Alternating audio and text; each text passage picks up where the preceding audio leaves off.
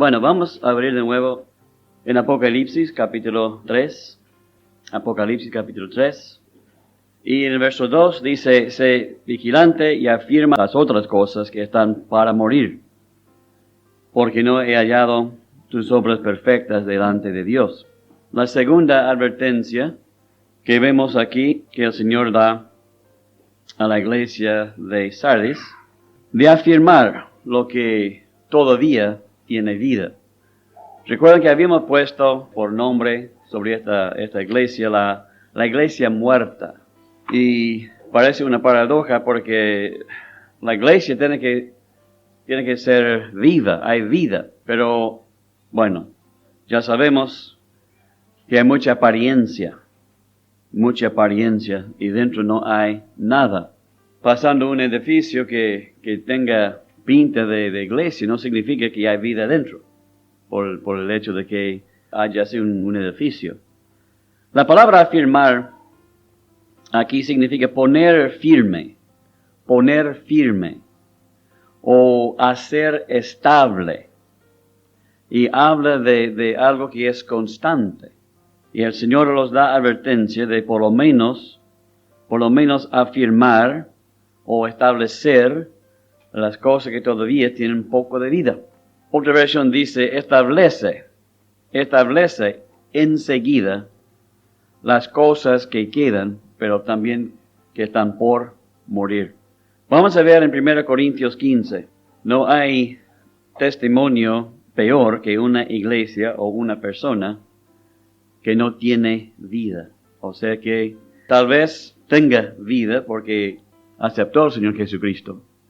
Pero esta vida no se manifiesta. No hay ninguna manifestación de que haya vida.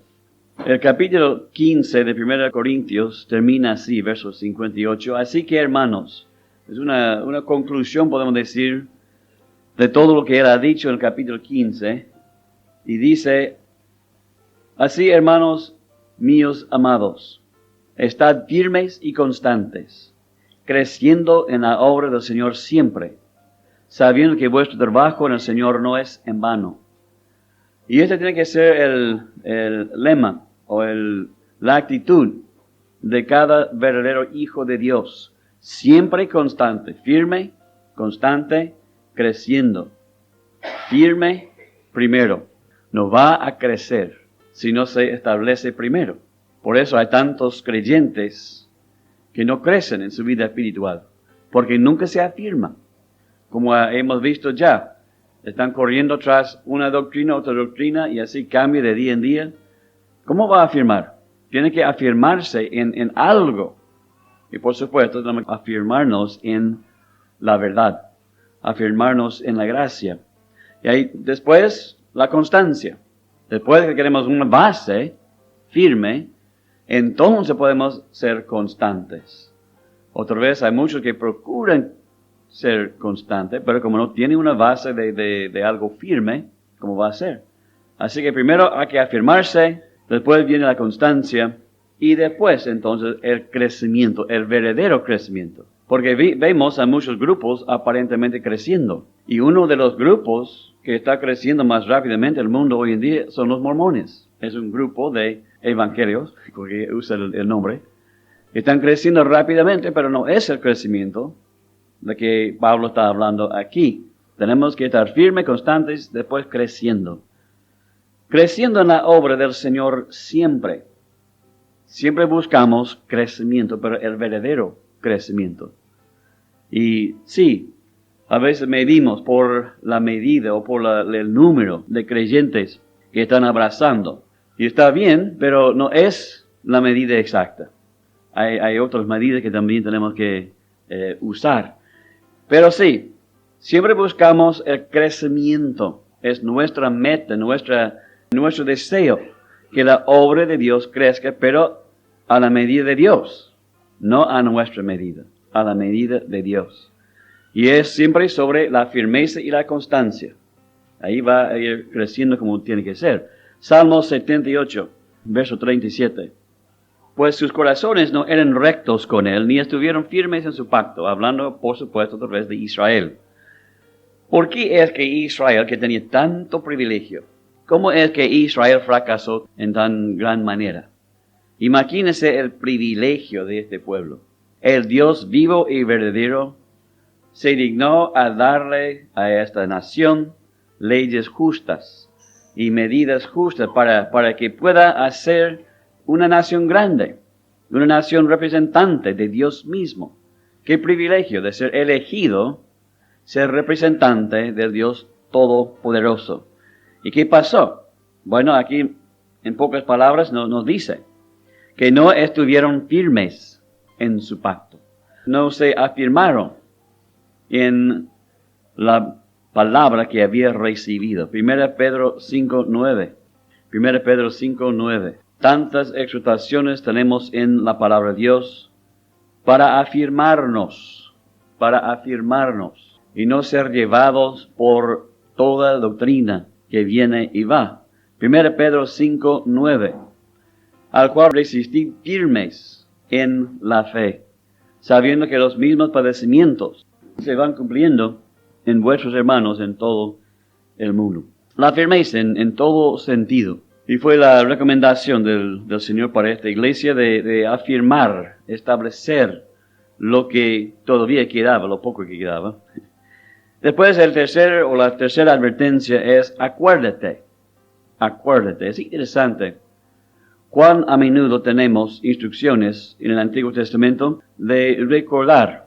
Y lo que pasa es que nosotros nos olvidamos de lo que debemos recordar. Y recordamos de lo que debemos olvidar. Porque también la palabra dice olvidando lo que queda atrás. Pero también, el otro lado, hay que recordar algunas cosas. En este caso, como ya vimos antes en el caso de Efesios, Jesús también los hizo recordar que tenía que recordar lo pasado.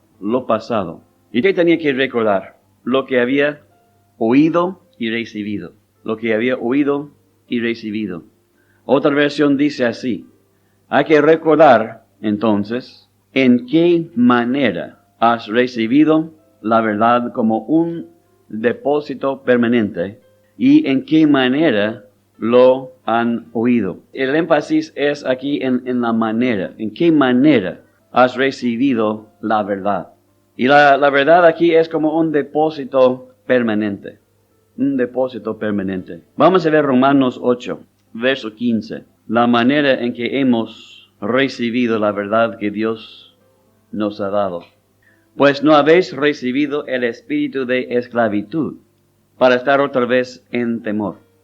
Cuando un pecador recibe al Señor Jesucristo, su ser se llena de un gozo. Y a menos que alguien le diga más tarde, cuídate porque puede perder esa salvación, nunca va a cruzar su mente. Nunca va a cruzar su mente.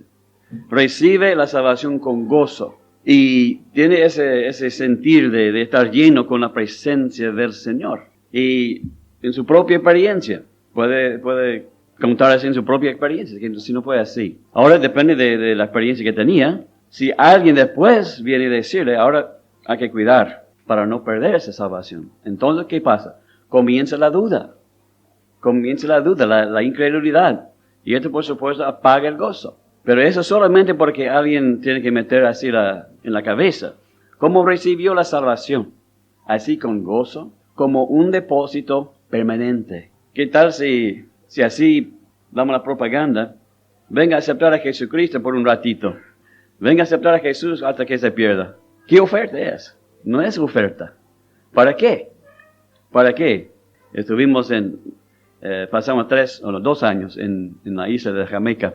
Y hay mucho legalista en esta isla. Y tuvimos una campaña una vez y invitamos a la gente para venir a aceptar a Jesús. Y vino un hombre y ¿quiere aceptar a Jesús? Sí, dice, quiero aceptar a Jesús. Ya la acepté 7 veces. Así va a probar una vez más. Y otro dijo, ¿para qué? Si ya la acepté tantas veces. Y bueno, así nos ha dado como un depósito permanente. Y esas doctrinas así pone duda en el corazón de la persona. 1 Corintios 2:12. 1 Corintios 2:12. Y nosotros no hemos recibido el espíritu del mundo. Otra manera que recibimos lo que tenemos. Más tarde otra vez entra el espíritu del mundo, la carnalidad. Pero eso no es lo que recibimos. No recibimos la carne, ya tenemos la carne. No recibimos la carnalidad, la manera carnal de adorar a Dios, de servir a Dios. No recibimos en esa forma. Como Pablo dice aquí, que en esa forma no hemos recibido, nosotros no hemos recibido el espíritu del mundo, sino el espíritu que proviene de Dios, para que sepamos lo que Dios nos ha concedido. En esa forma, en esa manera. Y es el punto aquí que Jesús está recalcando, que esta iglesia tenía que recordar en qué forma había recibido lo que tenía y lo que estaba por pasar. Morir en el sentido de pasar, de vigilancia. No es que iban a perder su salvación o morir en esa manera. 2 Corintios 6:1. Otra cosa que hemos recibido, la gracia de Dios. Así pues, nosotros como colaboradores suyos os exhortamos también a que no recibáis en vano la gracia de Dios. Es interesante esta frase, recibir en vano. Recibir en vano. La frase significa de no recibir sin propósito, de no recibir sin propósito, o de no tirar por un lado. Hay propósito por la cual hemos recibido la gracia de Dios. La gracia de Dios nos enseña, otra vez, cómo vivir. La ley nunca ni jamás es una maestra. La ley solamente demanda. La gracia, en cambio, es una maestra, nos enseña la misma gracia que recibimos. Así que Pablo exhorta a los corintios, y a nosotros también, de no recibir en vano la gracia de Dios. Y si creemos que podemos hacer cualquier cosa, y así seguir recibiendo la bendición de Dios, entonces estamos recibiendo en vano la gracia de Dios. Dios nos ha dado su gracia para cumplir un propósito en nuestra vida. Y sin la gracia, el propósito de Dios no va a cumplirse en nosotros. Es por su gracia que todo pasa.